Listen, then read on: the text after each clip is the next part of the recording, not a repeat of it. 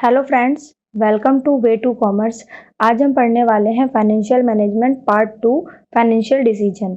आज के इस वीडियो में हम कवर करेंगे investment decision, financing decision and dividend decision. तो आइए वीडियो को शुरू करते हैं। सबसे पहले हम इन्वेस्टमेंट डिसीजन के कॉन्सेप्ट को समझते हैं। बिजनेस में 3 तरह के डिसीजन लिए जाते हैं, इन्वेस्टमेंट, फाइनेंसिंग और डिविडेंड।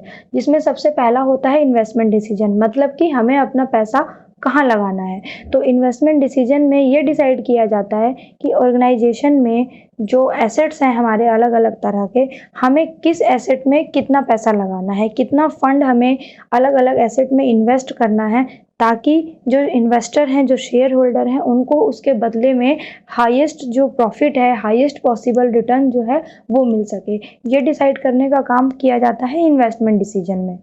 बिजनेस में 2 तरह के जो हैं एसेट होते हैं, एक लॉन्ग टर्म एसेट होता है, एक शॉर्ट टर्म एसेट होता है। तो जो लॉन्ग टर्म एसेट से रिलेटेड डिसीजन होते हैं उनको हम कहते हैं लॉन्ग टर्म इन्वेस्टमेंट डिसीजन, और जो शॉर्ट टर्म एसेट से रिलेटेड होते हैं वो होते हैं शॉर्ट टर्म इन्वेस्टमेंट डिसीजन। और इनको कैलकुलेट करने के लिए जो मेथड यूज किए जाते हैं वो होते हैं कैपिटल बस्टिंग डिसीजन और working capital management. Capital budgeting decision जो है वो लॉन्ग टर्म इन्वेस्टमेंट से रिलेटेड होता है, और वर्किंग कैपिटल मैनेजमेंट जो है वो आपका शॉर्ट टर्म एसेट से यानी शॉर्ट टर्म इन्वेस्टमेंट डिसीजन से रिलेटेड होता है। तो इसीलिए इन शॉर्ट अगर हम समझे तो इन्वेस्टमेंट डिसीजन में जो सबसे एक अहम फैसला लिया जाता है वो यही डिसाइड करना होता है, एसेट्स को सेलेक्ट करना होता है जिसमें अपने फंड को हमें इन्वेस्ट करना है। Next topic is factors affecting investment decision. अब हमारे इन्वेस्टमेंट डिसीजन को कौन कौन से फैक्टर अफेक्ट करते हैं? Investment criteria, rate of return and cash flows. इनको हम आगे एक एक करके देखते हैं। फर्स्ट आता है इन्वेस्टमेंट क्राइटेरिया। सबसे पहले जो इन्वेस्टर होते हैं वो किसी भी लॉन्ग टर्म एसेट में इन्वेस्ट करने से पहले बहुत सारी चीज़ों को देखते हैं, जैसे कि फंड कितना लगेगा, रेट ऑफ इंटरेस्ट क्या है, रेट ऑफ रिटर्न क्या मिलेगा, कैश फ्लो की पोजीशन जो है वो कैसी है, क्योंकि यही सारे फैक्टर जो होते हैं वो इन्वेस्टर के इन्वेस्टमेंट डिसीजन के ऊपर फ़र्क डालते हैं। और इसके लिए जो टेक्निक यूज की जाती है वो होती है कैपिटल बस्टिंग। इसलिए कैपिटल बस्टिंग के टेक्निक को अप्लाई किया जाता है और फिर उस अकॉर्डिंग जो है वो इन्वेस्टमेंट से रिलेटेड डिसीजन लिए जाते हैं। तो इसीलिए जो इन्वेस्टर का ये डिसीजन है ये कहीं ना कहीं इन्वेस्टमेंट को इफेक्ट डालता है। Next is rate of return. जब भी कोई बिजनेसमैन किसी प्रोजेक्ट में पैसा लगाता है तो वो अपने प्रोजेक्ट को एक दूसरे प्रोजेक्ट से कंपेयर करके देखता है कि ये प्रॉफिटेबल होगा या नहीं।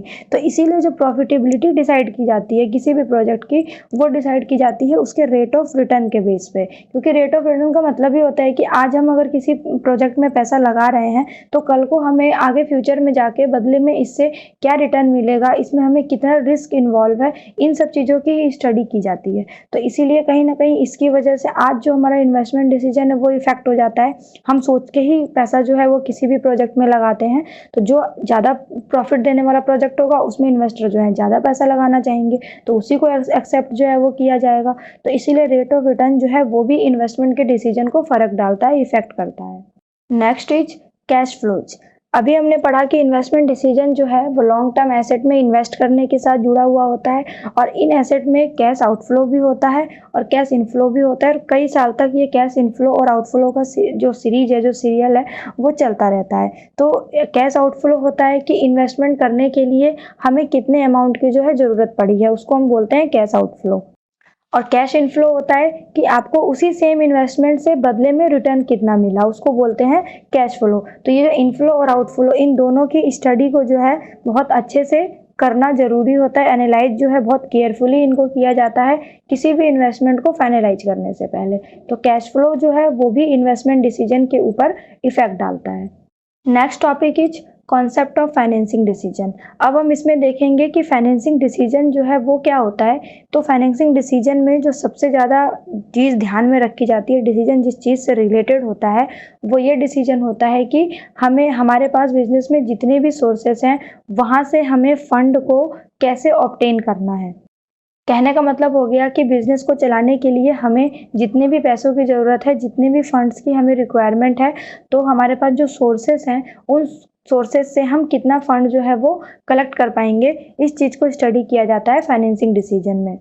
और मोस्टली अगर आप देखो तो लॉन्ग टर्म फाइनेंशियल सोर्सेस में जो चीज़ें आती हैं वो आपकी इक्विटी शेयर कैपिटल है, preference share capital, retained earning, debentures या लॉन्ग टर्म लोन हो जाते हैं। यही सब चीज़ें जो हैं हमारे लॉन्ग टर्म सोर्सेस में आती हैं। तो इन सबको देखा जाता है कि इन सब से हमें बिजनेस को चलाने के लिए कितना जो फंड है वो इकट्ठा हो पा रहा है। कॉस्ट को एनालाइज किया जाता है और उससे होने वाले प्रॉफिट को एनालाइज किया जाता है। तो ओवरऑल फाइनेंसिंग डिसीजन का मतलब ही होता है कि how to obtain funds from various sources, जितने भी आपके पास सोर्सेस हैं उससे आप पैसा कैसे निकालेंगे, ये डिसीजन लेना। नेक्स्ट टॉपिक अब आता है फैक्टर्स अफेक्टिंग फाइनेंसिंग डिसीजन। अब हमारे इस फाइनेंसिंग डिसीजन को कौन कौन से फैक्टर जो हैं वो प्रभावित कर सकते हैं, जैसे cash flow position, flotation cost, control factor and cost. इनको हम एक एक करके देखते हैं। फर्स्ट है कैश फ्लो पोजीशन। इन्वेस्टमेंट या फाइनेंसिंग, कोई भी डिसीजन लेने से पहले कंपनी के कैश फ्लो के पोजीशन को देखा जाता है। अगर कैश फ्लो पोजीशन कंपनी का अच्छा है तो जो भी डेट की पेमेंट होगी वो पेमेंट इंटरेस्ट की आसानी से की जा पाएगी और जो रिफंड करना है कैपिटल को वो भी आराम से हो पाएगा। तो इसीलिए कैश फ्लो पोजीशन को कहीं ना कहीं ज़्यादा ध्यान दिया जाता है। और अगर बात आती है अगर सस्ते रेट पे फाइनेंस को ऑब्टेन करने की, तो सबसे पहले प्रायोरिटी जो है वो डेट को ही दी जाती है। तो इसीलिए जो कैश फ्लो पोजीशन होता है कंपनी का वो फाइनेंस को बहुत ज़्यादा इफेक्ट करता है। Next is flotation cost. अगर आप देखो फ्लोटेशन कॉस्ट जो होता है, अगर इसके हिसाब से हम देखें कि ऑर्गेनाइजेशन को सबसे ज़्यादा फायदेमंद सोर्स कौन सा है, तो वो होता है रिटेन प्रॉफिट। रिटेन प्रॉफिट कहते हैं जो कंपनी ने अपने पास पैसा जमा करके रखा होता है अपने रिजर्व में, वो उस पैसे को यूज करती है अपने काम के लिए, तो वो रिटेन प्रॉफिट उसको कहा जाता है। तो अगर ये सबसे ज़्यादा बेनिफिशियल सोर्स है क्योंकि इसके लिए बिजनेस ऑर्गेनाइजेशन को बाहर भटकने की ज़रूरत नहीं है, इसको यूज कर सकते हैं और आराम से जो आपकी डेली की रिक्वायरमेंट है, जो फाइनेंस की रिक्वायरमेंट है, उसको पूरा कर सकते हैं। तो इसीलिए फ्लोटेशन कॉस्ट जो है वो भी फाइनेंसिंग डिसीजन को इफेक्ट करता है। Next is control factor. अगर कंट्रोल देखो आप कंपनी का, तो सबसे ज़्यादा जो कंट्रोल है वो होता है इक्विटी शेयर होल्डर के हाथ में, क्योंकि मेन ओनर तो वही होते हैं और जितने ज़्यादा नंबर होंगे इक्विटी शेयर होल्डर के उतना ज़्यादा कंट्रोल होगा इक्विटी शेयर होल्डर के हाथ में।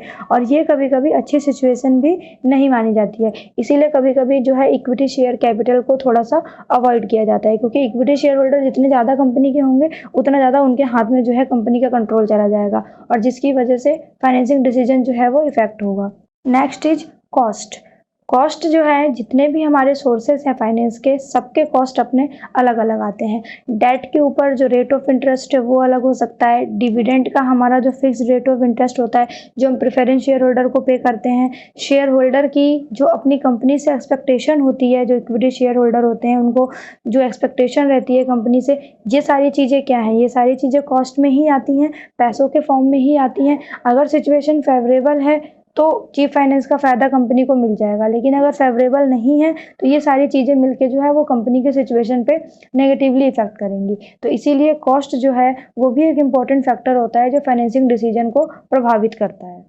नेक्स्ट टॉपिक अब हमारा आता है कॉन्सेप्ट ऑफ डिविडेंड डिसीजन। अब हम देखेंगे कि डिविडेंड डिसीजन क्या होता है। What portion of earning will be distributed as dividends.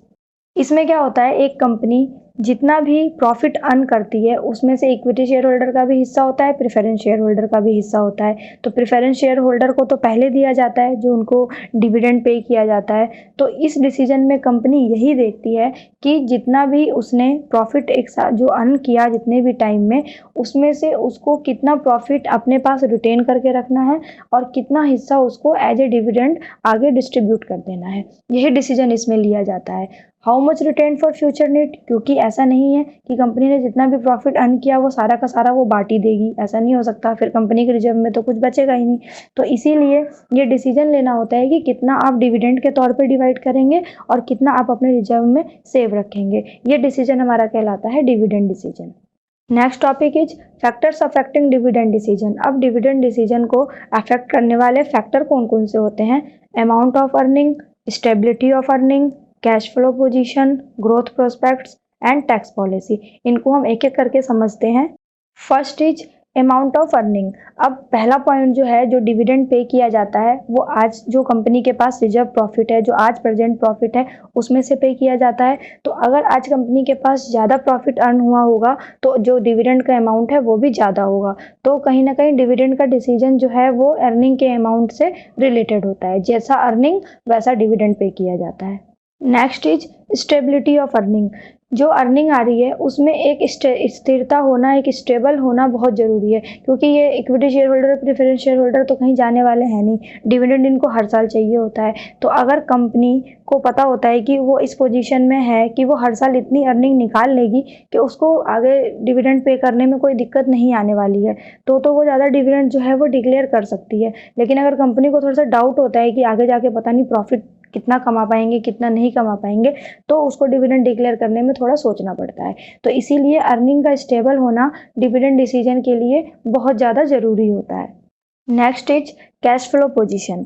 अब कैश फ्लो पोजीशन में क्या है कि जो डिविडेंड की पेमेंट की जाती है उसकी वजह से तो कैश का आउटफ्लो होगा, कैश जो है वो बाहर की तरफ जाएगा। ऐसा हो सकता है कि कंपनी के पास इनकम तो बहुत है, ऐसा हो सकता है, ऐसा पॉसिबल है, लेकिन जितना डिविडेंड पे करना है उतना उसके पास नहीं है। तो फिर क्या होगा, इस सिचुएशन में कंपनी क्या करेगी? फिर पहले कैश फ्लो पोजीशन को देखा जाता है, क्योंकि वही एक ऐसा फैक्टर है जो डिसाइड करता है कि डिविडेंड डिसीजन कैसा रहेगा, कितना डिविडेंड देना है।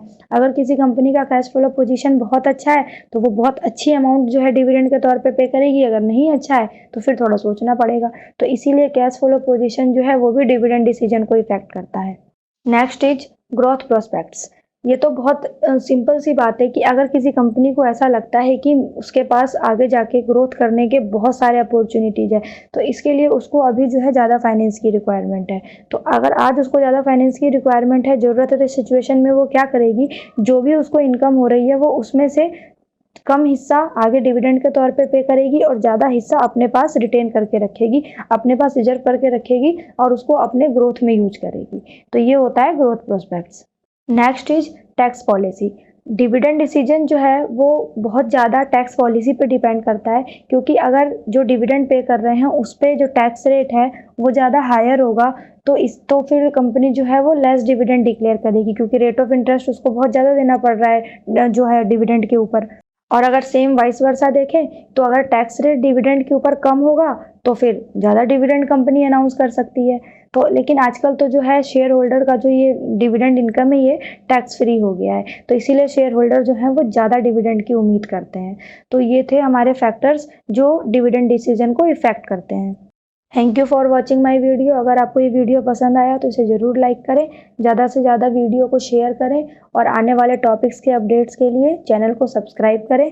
अब हम मिलेंगे अपने नेक्स्ट वीडियो में, जिसमें हम पढ़ेंगे financial management part 3 financial planning के बारे में।